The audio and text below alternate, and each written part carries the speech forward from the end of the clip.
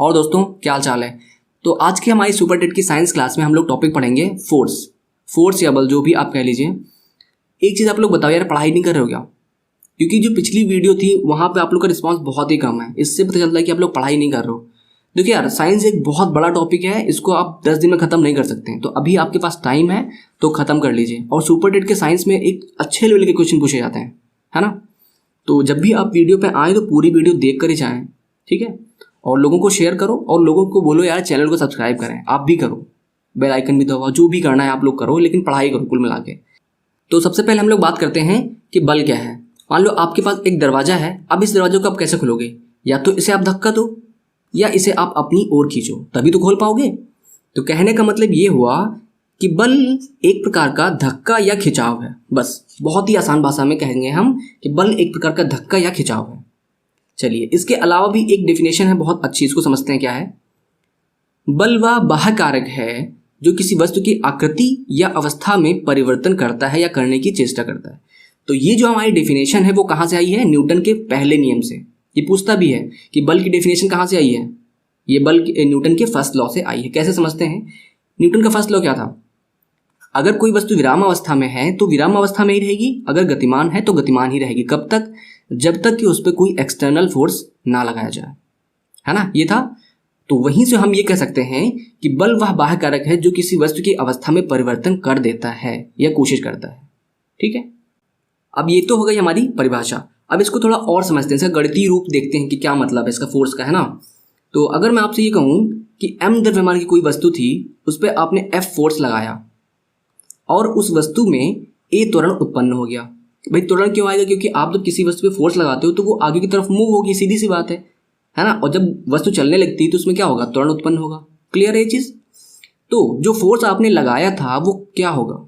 तो ये फोर्स वस्तु के द्रव्यमान और उसमें उत्पन्न त्वरण के गुणनफल के बराबर होगा, है ना। यानी F इक्वल टू द्रव्यमान गुणे त्वरण। आसान है। तो हम ये कह सकते हैं कि F बराबर m इंटू ए या ma, जो भी कह लो आप, ठीक। अब यहाँ से भी एक डेफिनेशन निकलती है फोर्स की। देखिए, फोर्स को हम डायरेक्टली बोलते हैं न्यूटन। जो मात्रक इसका है फोर्स का वो न्यूटन है। अब ये 1 न्यूटन होता क्या है, कैसे समझेंगे इसको? देखो, अगर 1 kg का कोई द्रव्यमान है, 1 kg की कोई वस्तु है और उस पर आप 1 मीटर पर सेकेंड स्क्वायर का त्वरण उत्पन्न करते हैं फोर्स लगाकर, तो हम ये कह देंगे कि 1 इंटू 1 1 हो जाएगा, 1 न्यूटन। तो आपके द्वारा लगाया गया फोर्स क्या होगा? 1 न्यूटन होगा, ठीक है। अब इसकी डेफिनेशन देख लो क्या होता है कि 1 न्यूटन वह बल है जो किसी 1 kg की वस्तु पर 1 मीटर पर सेकेंड स्क्वायर का त्वरण उत्पन्न कर दे। बहुत ही आसान है। देखो, यानी 1 kg की वस्तु है, उस पर 1 मीटर पर सेकेंड स्क्वायर का त्वरण उत्पन्न कर दे तो वो क्या होगा? वो 1 न्यूटन बल होगा। बस, यानी न्यूटन जो है बल का मात्रक है। आया? अब एक और मात्रक किसका है, वो कहाँ से आया है? kg मीटर पर सेकेंड स्क्वायर। ये कहाँ से आया? देखिए, m की जगह पर हम क्या रखेंगे? kg, क्योंकि द्रव्यमान तो उसमें होता है, kg में ही होता है। अब a क्या होता है? मीटर पर सेकेंड स्क्वायर, मीटर पर सेकेंड स्क्वायर। तो वही हो गया ना, kg मीटर पर सेकेंड स्क्वायर। अब इसको सम्मिलित पूरे को मिला के इसको हम बोलते हैं 1 न्यूटन। तो कभी कभी पूछ लेता है कि 1 न्यूटन इज इक्वल टू, तो आप क्या लगाओगे? kg मीटर पर सेकेंड स्क्वायर। आसान है। थोड़ा ध्यान देंगे मेरी बातों को, है ना, तभी समझ में आएगा। आसान है, वैसे तो बहुत आसान चीज़ें हैं, लेकिन आप लोग देखते रहिए, कंटिन्यू बने रहिए वीडियो में, है ना। और ठीक है, बाकी चीज़ें हो गई यहाँ पे हैं। देखिए, बल एक सदिश राशि है, मैंने आपको बताना था। यहाँ पे एक सदिश राशि है। सदिश कैसे है? जैसे कि मैंने आप लोग से बताया कि आपको अगर दरवाज़ा खोलना है तो आप क्या करोगे? या तो धक्का दोगे, तो ये डायरेक्शन ही तो है। और जब आप खींचते हो तो क्या है? वो डायरेक्शन आपकी तरफ है ना। वो वस्तु आप अपनी तरफ खींच के आएगी ना। तो कहने का मतलब है कि बल जो है एक सदिश राशि है। ध्यान रखिएगा, बहुत ही इंपॉर्टेंट चीज़ है ये। चलिए, ये होगा हमारी डेफिनेशन और बल हो गया हमारा। थोड़ा सा और आगे देखते हैं क्या है। अब देखते हैं बल के प्रकार। मेनली बल को 2 प्रकार से विभाजित किया गया। क्या कहा गया? कि एक संपर्क बल होता है और ये होता है एक असंपर्क बल। तो सबसे पहले हम लोग बात करेंगे संपर्क बल के बारे में। तो जैसा कि नाम से समझ में आ रहा है कि संपर्क बल क्या है, यहाँ पे 2 चीज़ें संपर्क में आ रही हैं। कौन कौन चीज़ें? एक तो वो जो बल लगा रही है और दूसरी वो जिस पर बल लग रहा है ना। दोनों ही चीज़ें कांटेक्ट में आ रही हैं, इसलिए ये कांटेक्ट बल है या संपर्क बल है। ठीक है, अब इसका उदाहरण क्या है, पेशीय बल और घर्षण बल। पेशीय बल का उदाहरण क्या हो सकता है कि अगर अब एक किसी पानी से भरी बाल्टी को या फिर किसी पत्थर को आप हाथ से उठाते हो ऊपर की ओर, तो क्या हो गया, वहां पे पेशीय बल होगा, और दोनों ही चीजें आपके कांटेक्ट में आ रही हैं, है ना। पत्थर आप छू रहे हो ना, तो कांटेक्ट में है, तो कांटेक्ट बल हो गया ये। क्लियर, बहुत आसान चीज है। इसके अलावा आप देखते हैं घर्षण बल क्या है। घर्षण बल भी एक प्रकार का कांटेक्ट बल ही है। किस प्रकार से होगा ये, देखो आपके पास मान लो ये टेबल है ना, टेबल पे ये ईंट रखी है। अब इस ईंट पर अगर आप एक बल लगाओ, कोई भी बल लगाओ, है ना, जब बल लगाते हो तो क्या होता है, ये वस्तु आगे की ओर बढ़ने लगती है, और इसके बीच में कांटेक्ट है ना। जब कांटेक्ट है तो इसमें क्या, एक फ्रिक्शन होगा, एक घर्षण होगा। अब वो एक घर्षण बल उत्पन्न हो जाएगा वहां से, है ना। और ये घर्षण बल किस डायरेक्शन में होगा, इस बल के या जो वस्तु की गति की विपरीत दिशा में। ये तो हमारा घर्षण बल है ना। इसको एफ मैंने बोल दिया मान लो, ठीक है, फ्रिक्शन फोर्स। अब ये अपोजिट डायरेक्शन में है, तो यही फ्रिक्शन फोर्स इस वस्तु को आगे बढ़ने से रोकता है। इसीलिए तो ये वस्तु आगे नहीं बढ़ रही है, या बढ़ेगी तो कम कम बढ़ेगी। तो घर्षण बल की जो दिशा होती है, क्या होती है, वस्तु की गति की दिशा, एक वस्तु की गति की विपरीत दिशा में। ठीक है, समझ में आ गया आप लोग को। तो ये सब चीजें हो गई हमारी। अब इसके अलावा क्या है, असंपर्क बल क्या है। असंपर्क बल संपर्क बल का जस्ट उल्टा है, बिल्कुल जस्ट अपोजिट कह दो। इसमें क्या था कि वस्तुएं कांटेक्ट में आ रही थी, और यहाँ पे वस्तुएं कांटेक्ट में नहीं आएंगी, लेकिन फोर्स फिर भी लगेगा यहाँ पे, है ना। बिना संपर्क में आ ही फोर्स लग रहा है। कैसे कि चुंबकीय बल, गुरुत्वीय बल, विद्युत बल। चुंबक में क्या होता है, मैग्नेट यहाँ पे रखा है, लोहा यहाँ पे है, तब भी वो अपने आप को खींच रहा है दूर से ही, है ना। तो चुंबकीय बल क्या है, एक प्रकार का असंपर्क बल है। गुरुत्वीय बल, पृथ्वी और चंद्रमा के बीच में जो फोर्स लग रहा है, कितनी दूर है बताओ, लेकिन फिर भी एक खिंचाव होता रहता है चंद्रमा की तरफ, तभी तो वो उसके एक फिक्स दूरी पे व्यवस्थित स्थिर है, वरना भाग ना जाए, है ना। लेकिन एक गुरुत्वीय बल के कारण ही वो पृथ्वी के चारों ओर परिक्रमण करता चला जा रहा है। ठीक, अब विद्युत बल की बात करें। विद्युत बल क्या है, आप वहां पे थोड़ा सा कंफ्यूज हो रहोगे। देखो, जब हम एक कंघी को, प्लास्टिक की कंघी को जब बालू से रगड़ते हैं, है ना, तो क्या होता है, तो वहां पे एक छोटे छोटे टुकड़े कागज के चिपकने लगते हैं इसमें। तो वहां पे जो आवेश आता है, एक नेगेटिव और पॉजिटिव आवेश, वो एक प्रकार का विद्युतीय बल ही तो होता है। तो यहाँ पे भी जो कागज के टुकड़े नीचे पड़े थे वो चिपकने लगते हैं इसमें। तो यहाँ पे भी जो फोर्स लग रहा है वो एक असंपर्क बल ही है ना। क्लियर हो गया, बल के प्रकार क्लियर हो गए। चलिए, बहुत बढ़िया, बहुत अच्छा पढ़ रहे हैं आप लोग। अब आगे चलते हैं। तो अब हम लोग पढ़ेंगे आवेग या इम्पल्स। तो आवेग के पढ़ने से पहले आप लोग को पता होना चाहिए कि यहाँ संवेग क्या होता है। संवेग क्या होता है, मैंने आप लोग को बताया था कि P बराबर m इंटू वी, यानी किसी वस्तु का द्रव्यमान और उसमें वेग, दोनों के गुणनफल को ही संवेग बोला गया। अगर आपने नहीं पढ़ा है, आपको नहीं पता है, तो यहाँ पे एक आई बटन लिंक मिल जाएगा, मैंने पिछले क्लास में बताया था मोशनल चैप्टर में, तो आप लोग वहां से आके जरूर देख लें। ठीक है, अब देखो क्या होता है आवेग। अगर किसी वस्तु पर हम फोर्स लगाते हैं, एक बहुत बड़ा फोर्स, है ना, बहुत ही कम टाइम के लिए, बहुत ही छोटे टाइम के लिए जब लगाते हैं, तो इस बल और इस छोटे समय, इन दोनों के गुणनफल को ही हम आवेग बोलते हैं, है ना। जब कोई बहुत बड़ा बल किसी वस्तु पर बहुत कम समय के लिए लगाया जाता है, तो बल और समय के गुणनफल को ही क्या बोलते हैं, आवेग बोलते हैं, यानी F into delta T. Clear है। अब इसको J से रिप्रेजेंट करते हैं, तो J equal to F into delta T हो गया। ठीक, इतनी चीज समझ में आ गई। अब मैंने इसको लिखा है कि ये बराबर है संवेग में परिवर्तन के। संवेग में परिवर्तन में कैसे, देखो यहाँ पे ये चीज आई कहाँ से, थोड़ा सा देखो यहाँ पे। F बराबर क्या था वहाँ पे, F बराबर delta P upon delta T. पिछली क्लास में आप लोगों ने पढ़ा था न्यूटन का सेकेंड लॉ, न्यूटन के सेकेंड लॉ में यही था। तो आप अगर ये लिखो कि डेल्टा P बराबर F इंटू डेल्टा टी, तो क्या वही चीज हो गई ना। अब इसी डेल्टा P को हमने J बोल दिया। डेल्टा P क्या है, संवेग में परिवर्तन, और ये delta P upon delta T क्या है, ये संवेग परिवर्तन की दर है। तो थोड़ा सा यहाँ पे डिफरेंस है, यहाँ पे ध्यान देंगे। तो यहाँ पे जो मैंने लिखा है संवेग में परिवर्तन, वो अलग चीज है। ठीक, अब ये एक दूसरे के बराबर हो गया। तो बहुत ज्यादा हम लोग को नहीं घुसना है ना, क्योंकि इतना दिल लेवल का पूछेगा भी नहीं। बस आप लोग को फॉर्मूला पता होना चाहिए, मात्रक पता होना चाहिए, और किस प्रकार की राशि, ये सब चीजें पता होनी चाहिए। ठीक है, तो J equal to F into delta T हो गया। अब ये हमारे संवेग परिवर्तन के बराबर है। अब इसका मात्रक देख लेते हैं बस, और कुछ नहीं पढ़ो यहाँ पे। देखो F क्या है, बल है। मैंने अभी बताया था कि उसका मात्रक क्या होता है, न्यूटन होता है। अब टाइम को कैसे दिखाओगे, सेकंड में लिखाओगे, तो न्यूटन इंटू सेकंड यानी न्यूटन सेकंड। मात्रक क्या हो गया, न्यूटन सेकंड, खत्म। कितना आसान है बताओ। अब ये एक सदिश राशि है, ध्यान रखिएगा, सदिश राशि है। क्यों? क्योंकि फोर्स क्या होता है हमारा, एक सदिश राशि होता है, ठीक है। इसलिए हमारा जो आवेग होगा वो भी एक सदिश राशि ही होगा। अब इसके एक थोड़ा सा उदाहरण देख लेते हैं। क्या उदाहरण होंगे हमारे, कि क्रिकेट में जब बॉल कैच करते हैं तो क्या होता है, जो बॉल आ रही होती है वो बहुत तेजी से आ रही होती है, इसलिए आप जो फोर्स लगाते हैं हाथों से वो भी बहुत ज़्यादा अमाउंट का होता है।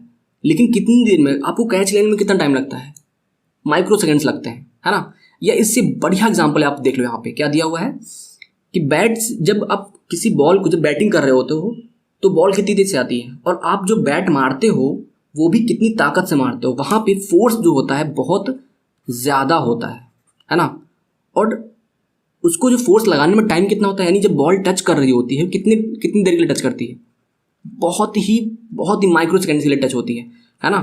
तो अब इनका यहाँ पे जब हम इस प्रकार की जब बात करते हैं, है ना, तो वहाँ पर हम इम्पल्स की बात कर रहे हैं, है ना। जैसे कि हथौड़े से कील ठोकना, तो वहाँ पे भी हथौड़ा में बहुत ज़्यादा बाहर है, बहुत ज़्यादा उसका वहाँ पे फोर्स मिलेगा, और कील बहुत कम टाइम के लिए, है ना। तो वहाँ पे क्या होगा, आवेग की बात कर रहे हैं। बहुत ज़्यादा डीप में जाने की जरूरत नहीं है, बस आप एग्जाम्पल समझ लो किस चीज़ का है ये। अब इसका ठीक है, हो गया यार बहुत ज़्यादा, ठीक है, चलो आगे चलते हैं। तो यहाँ पर एक दो प्रकार के बहुत ही इंपॉर्टेंट फोर्स हैं, उनके बारे में बात कर लेते हैं। अभिकेंद्री बल या सेंट्रीपेटल फोर्स क्या होता है, पहले तो नाम से समझो क्या मतलब इसका। अभिकेंद्री मतलब ऐसा बल जो केंद्र की ओर लगे, बस सिंपल, ठीक है। अब एग्जाम्पल समझो पहले इसका। देखो हम लोग जो छोटे छोटे थे तो कंकड़ में एक डोरी बांधते थे, है ना, और उसको ऐसे घुमाते थे ऊपर की तरफ, है ना। तो वहाँ पे डोरी क्या होती थी, देखते थे, बिल्कुल सीधी हो जाती थी, बिल्कुल सीधी डोरी रहती थी, ये ऐसे घूमता रहता था। तो कहने का मतलब ये है कि इस डोरी में जो तनाव उत्पन्न होता था वहाँ पे, है ना, जो टेंशन होती थी, उसी को एक फोर्स बोला गया, और उस फोर्स का नाम दे दिया गया अभिकेंद्री बल। क्योंकि वो जो तनाव था वो किसकी तरफ लग रहा था, इस सेंटर की ओर लग रहा था, यानी आपकी ओर लग रहा था वो फोर्स, ठीक है। इसीलिए इसको अभिकेंद्री बल बोला गया। थोड़ा और समझते हैं इसको। देखिए, वृत्त पर गति करती वस्तु पर केंद्र की ओर लगने वाले बल को ही अभिकेंद्री बल बोला गया। ये तो मैंने आपको समझा ही दिया, ठीक। अब मान लो यहाँ पे इसको देखते हैं, इसको कैसे मेजर करेंगे, जिसका फॉर्मूला क्या है, इस बल का फॉर्मूला क्या देखते हैं। कि यहाँ पे एक वृत्त है, v वेग से कोई वस्तु आगे चल रही है, यहाँ पे v जो है एक रेखीय वेग की बात कर रहे हैं, ठीक। अब इस पे F बल ये जो उत्पन्न हुआ वो किसके बराबर होगा, मैंने आपको बताया था कि F बराबर क्या होता है, अभी मैंने बताया था, F बराबर m इंटू a, यानी द्रव्यमान और त्वरण।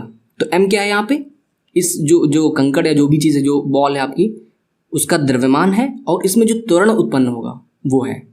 अब m तो यहाँ पे रख दिया, a क्या होगा, v square upon r, v square upon r। ये तो हमारा रेखी इस वृत्तीय पथ पर जब कोई वस्तु गति कर रही है तो उसके लिए त्वरण है, ठीक है।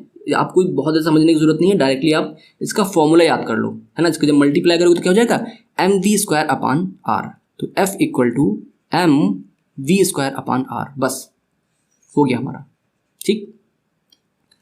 अब कोई वस्तु वृत्तीय पथ पर गति करे उसके लिए एक बल की आवश्यकता होती है।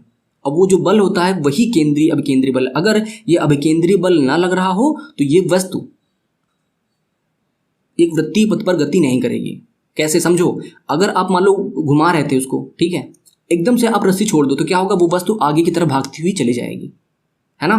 तो आपने मतलब जो टेंशन थी डोरी में, जो तनाव लग रहा था, जो अभिकेंद्री बल लग रहा था, वो खत्म हो गया, इस वजह से वस्तु आगे की ओर सीधी चली गई, ठीक। तो यानी वस्तु के वृत्ताकार मार्ग पर गति करने के लिए ये अभिकेंद्री बल बहुत ही आवश्यक है, ठीक। इसके अलावा एक दो और चीज़ें हैं। चंद्रमा पर पृथ्वी का जो गुरुत्वाकर्षण फोर्स लगता है वो इस अभिकेंद्री बल का एक उदाहरण है। कैसे भाई, वो सेंटर पे पृथ्वी रहती है और चंद्रमा बाहर की ओर रहता है, यहाँ पे वो गति करता है। यहाँ पे वो चीज़ ध्यान रखने वाली है कि वहाँ पे कुछ भी डोरी नहीं बंधी है, लेकिन एक जो गुरुत्वाकर्षण मैंने बताया था अभी, गुरुत्वाकर्षण जो फोर्स लगता है वो उसी टेंशन की तरह काम करता है ना। तो इसलिए जो गुरुत्वीय बल होगा यहाँ पे अभिकेंद्री बल हो जाएगा। क्लियर ये चीज़ है। नाभिकीय बल, जो हमारा एक नाभिक के चारों ओर इलेक्ट्रॉन जो गति करते हैं उनकी भी गति एक वृत्तीय होती है, वहाँ पे भी यही चीज़ काम करती है। बीच में नाभिक होता है, इलेक्ट्रॉन बाहर हमारे क्या होते हैं, गति करते रहते हैं। ठीक है, आ गया समझ में। तो इस प्रकार की जो गतियां हमारी हैं वो हमारी अभिकेंद्रीय बल होंगे। ठीक है, अब चलते हैं आगे। आगे देखते हैं क्या है। ऐसे ही होता है, अभिकेंद्रीय बल के साथ साथ एक चलता है अपकेंद्रीय बल। बहुत ही कंफ्यूजन वाला है, थोड़ा सा इसको समझ के चलेंगे।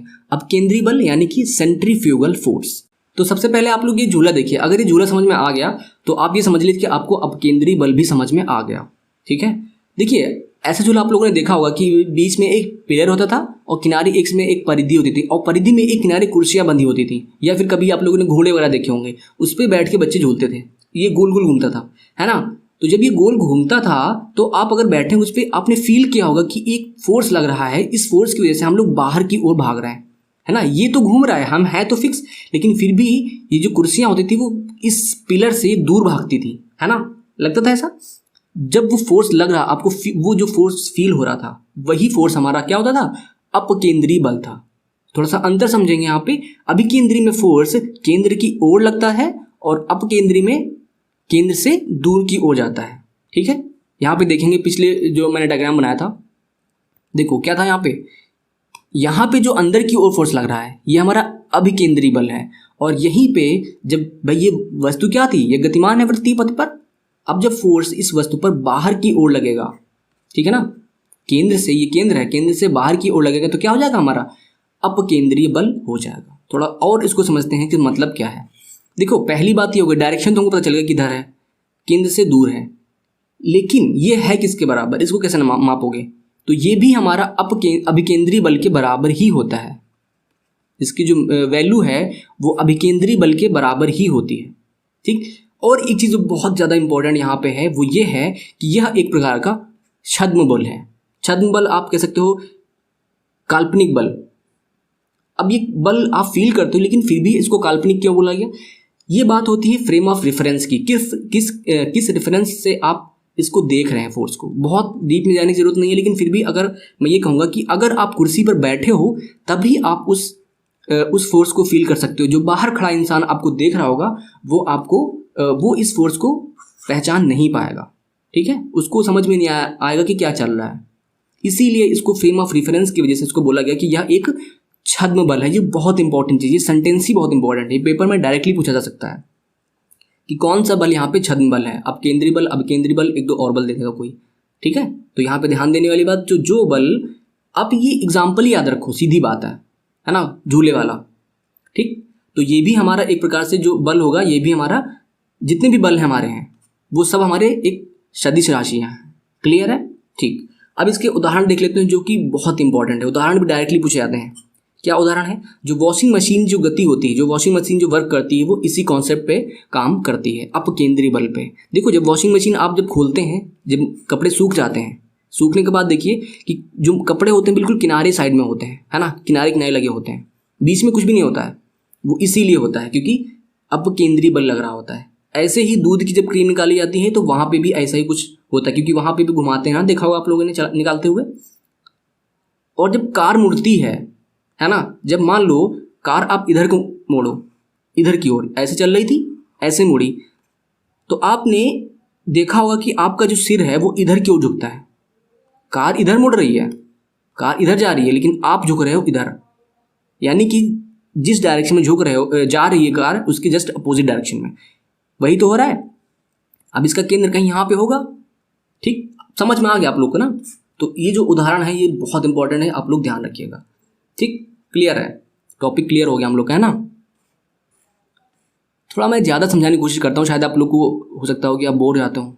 अगर बोर हो जाते हो तो बता दीजिए, मैं जल्दी जल्दी बताने की कोशिश करूँगा, बहुत डीप में नहीं जाऊँगा। ठीक, आप कमेंट सेक्शन में बताइएगा। अब देखते हैं बलाघूर्ण, जो हमारा एक लास्ट टॉपिक है बलाघूर्ण का। ठीक है, क्या होता है बलाघूर्ण। देखिए जब किसी वस्तु पर हम फोर्स लगाते हैं, कभी कभी क्या होता है कि वो वस्तु सीधे चलती चली जाती है, और कभी कभी क्या होता है कि वो वस्तु अपनी ही जगह पे घूमने लगती है। तो जब अपनी जगह पे घूमने लगे तो हम कह सकते हैं कि वहाँ पे एक बलाघूर्ण काम कर रहा है। ठीक, जैसे यहाँ पे एक एग्जांपल देखिए कि हम रेंच से एक बोल्ट को कस रहे हैं, है ना, तो ये हमारा रेंच हो गया, और यहाँ पे ये फोर्स लगा रहे हैं आप। ठीक, और ये हमारा बोल्ट रहा, तो ये बोल्ट इस डायरेक्शन में घूम रहा है, जिधर फोर्स लगाएंगे उसी डायरेक्शन में वो घूमेगा। क्लियर, तो ये चीज़ हो गई। यहाँ पे एक और चीज़ थोड़ा समझ लीजिए कि यहाँ पे क्या कर रहे हैं कि यहाँ पे एक पिंड है। हाँ ध्यान दीजिएगा, अब ये जो रेंच होगा वो जो बोल्ट होगा वो घूमेगा जब, तो वो एक अक्ष के परितः ही घूमेगा, है ना। बोल्ट कहीं नहीं भाग के जाएगा। ये मान लो इस बोल्ट का अक्ष है जो बिल्कुल सेंटर से जाएगा उसके, है ना, इसी के परितः तो घूम रहा है। देखो यहाँ पे ऐसे ही, ठीक। तो यहाँ पे अक्ष का बहुत ज़्यादा ध्यान देने वाली बात है। थोड़ा सा और यहाँ पे देख लो, मान लो यहाँ पे एक अक्ष बनी हुई है, ठीक है। अब इस पर हम फोर्स लगा रहे हैं इस डायरेक्शन में, तो ये वस्तु किधर घूमेगी, इस अक्ष के इस परितः तो घूमेगी, ऐसे करके ऐसे घूम रही है, ठीक। तो ये सब चीज़ें हो गई हमारी। अब देखते हैं कि हमारा बलाघूर्ण होता क्या है, इसको मैथमेटिकल टर्म में कैसे दिखाओगे। तो बलाघूर्ण को पहले तो देखो, इसको शो करते हैं हम टाउ से, ठीक। टाउ को हम टाउ बोल दीजिए या टो बोल दीजिए, कोई दिक्कत नहीं है, ठीक। अब इस पर जब हम फोर्स लगा रहे थे F, और इस बल और इस अक्ष के बीच की जो डिस्टेंस थी वो कितनी थी, R थी। तो F इंटू आर, ठीक। तो F और इंटू आर को हम बोल देंगे बलाघूर्ण, tau equal to F into R, ठीक है। यानी बलाघूर्ण बराबर बल और अक्ष के बीच में दूरी, इनका गुणनफल, ठीक है। आसान फॉर्मूला आपको पता हो गया, tau equal to F R. अब यहीं से हमारा मात्रक निकल आएगा, है ना। क्या यूनिट निकलेगी, एफ क्या होता है हमारा, न्यूटन होता है, सीधी सी बात है। अब आर क्या है, ये तो लंबाई, तो इसको मीटर में लिखोगे तो न्यूटन मीटर बन जाएगा हमारा। अब ये भी एक बल आघूर्ण है, तो इसकी जो डायरेक्शन होगी क्या होगी, फोर्स की डायरेक्शन में ही होगा, इसलिए ये हमारी एक सदिश राशि भी हो जाएगी। क्लियर है, बहुत ज़्यादा डीप में नहीं जाना है, इतना ही समझना था हम लोग को, ठीक। और चलिए आगे देखते हैं क्या है अभी, ठीक है। यहाँ पे एक दो चीज़ें और हैं जिनको मैं लिखना भूल गया था, शॉर्ट में बता देता हूँ क्या होता है, संतुलित और असंतुलित बल। देखिए, अगर हम किसी वस्तु पर कुछ बल लगाएं, है ना, इधर से लग रहा है, इधर से लग रहा है, इधर से लग रहा है, यहाँ से लग रहा है, सब जगह से लग रहा है, ठीक। लेकिन ये वस्तु फिर भी ना मूव करे अपनी जगह से, जब ये वस्तु अपनी जगह से फिर भी मूव ना करे, इसकी स्थिति में कोई परिवर्तन ना हो, तो हम ये कह सकते हैं कि इन बलों का, यानी F1, F2, F3, F4, इन सभी का परिणामी क्या होगा, जीरो है। परिणामी जीरो हो गया, इसलिए वस्तु नहीं हिली। तो यानी ये जो बल है ना, ये क्या हमारे संतुलित बल है, ठीक। उसके अलावा असंतुलित बल क्या होगा कि अगर इसी वस्तु पे हम कुछ दो बल लगाएं एक ही डायरेक्शन में, इस डायरेक्शन में दो बल लग रहे हैं, तो ये वस्तु क्या होगी, वो आगे की तरफ मूव कर जाएगी, वस्तु क्या होगी, आगे चल देगी। तो इसका मतलब ये है कि इन दोनों जो बल हैं, इनका परिणामी क्या है, शून्य नहीं हो पाया, कुछ वैल्यू आ गई इनकी, XYZ मान लो समथिंग, कुछ वैल्यू आई होगी, है ना। तो हम कह सकते हैं कि ये किस प्रकार के बल हैं, असंतुलित बल हैं, ठीक। बस इतनी अंतर की बात है। इसमें परिणामी शून्य हो जाता है तो वस्तु क्या है, मूव नहीं कर पाती है। इसमें परिणामी शून्य नहीं हो पाता है, इसलिए हमारे क्या है, असंतुलित बल है, ठीक। इतनी चीज़ हो गई, ओके। तो हमारी क्लास खत्म हो चुकी है। अब हम लोग कुछ और बात करते हैं। पहली चीज़ तो ये कि आपको थैंक यू इस चैनल का एक पार्ट बनने के लिए, एक बार और थैंक यू वीडियो देखने के लिए। तीसरी चीज़ ये है कि आप कमेंट सेक्शन में बताएं कि आपको वीडियो कैसी लगी। जो कुछ भी आप लिखना चाहते हैं, कहना चाहते हैं, कमेंट सेक्शन में बताइए, खुल के बताइए, ठीक। और चैनल अगर सब्सक्राइब नहीं किया है तो अभी चैनल सब्सक्राइब करो और घंटी भी दबा दो। जो भी वीडियो आए आप लोग ज़रूर देखा करिए, क्योंकि मेरा कहने का मतलब ये है कि हमारे पास टाइम है तो उसको आराम से पढ़ते हुए चलेंगे डीप में, है ना। सब कुछ कवर कर लेंगे, जब तक एग्ज़ाम होगा सब कुछ कवर होना चाहिए, ठीक। और अगर आप चाहते हैं कि मुझे डायरेक्टली कांटेक्ट करना, तो मेरा व्हाट्सएप का ग्रुप का लिंक दिया हुआ है, नंबर मिल जाएगा वहाँ से आपको, और फेसबुक ग्रुप का भी एक लिंक आप लोग को मिल जाएगा, ठीक। तो इतना सब कुछ आप लोग को मिलने वाला है, ठीक है। तो थैंक यू यार, आप लोग कनेक्ट हो रहे हो, और लोग भी जुड़ रहे हैं, आप लोग भी जुड़िए। एक कम्युनिटी बनाएंगे हम लोग। मैं हमेशा कहता हूँ कि एक बड़ी बढ़िया कम्युनिटी बनाएंगे जिसमें अच्छे अच्छे पढ़ने वाले बच्चे होंगे, है ना, जिनको केवल सिलेक्शन लेना है। सभी लोग की ज़रूरत नहीं यहाँ पे, क्लियर, ठीक है। तो चलिए यार, अगली वीडियो जब आएगी तो बताइएगा, ठीक। चलो, थैंक यू, बाय।